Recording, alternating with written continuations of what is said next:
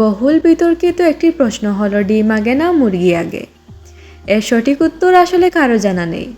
বিতর্কটা মূলত ডিম আর মুরগির আবির্ভাব নিয়ে, যে ডিম আগে নাকি মুরগি আগে। এই দাদার সমাধান করতে গিয়ে বহু বিজ্ঞানীরা হিমশিম খেয়েছেন। যথাযথ যুক্তি দিয়ে এই জটিল প্রশ্নের উত্তর বের করা কার্যত অসম্ভব। আপনাদের কি সেই হ্যারি পটারের ডাইনি লুনা লাভগার্ডের কথা মনে আছে?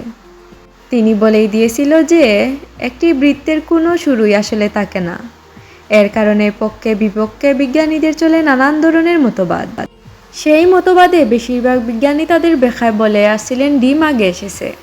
তবে সম্প্রতিকালে বিজ্ঞানীদের নতুন এক ব্যাখ্যায় মুরগিকে রাখছে।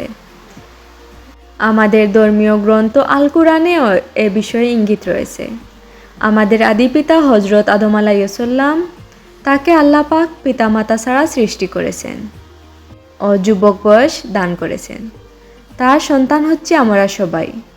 এজন্যই আমাদের বলা হয় আদম সন্তান। আর এখন সেই সূত্রে প্রমাণিত হয় যে মানুষের মতো সকল জীবের জন্ম মানুষ সৃষ্টির মতোই। আদম আলাইহিসসালামের মাধ্যমে যেমন আমরা ঠিক, তেমনি মুরগি থেকেই ডিম ও পরে মুরগির জন্ম। এরকম সব প্রাণী তার পূর্ণরূপ নিয়ে পৃথিবীতে এসেছে। সুতরাং আমরা বলতে পারি ডিম নয়, মুরগি আগে। এখন বলুন তো কেমন হয়েছে আমার এই ভিডিওটি? ভিডিওটি ভালো লাগলে লাইক, কমেন্ট, শেয়ার করবেন।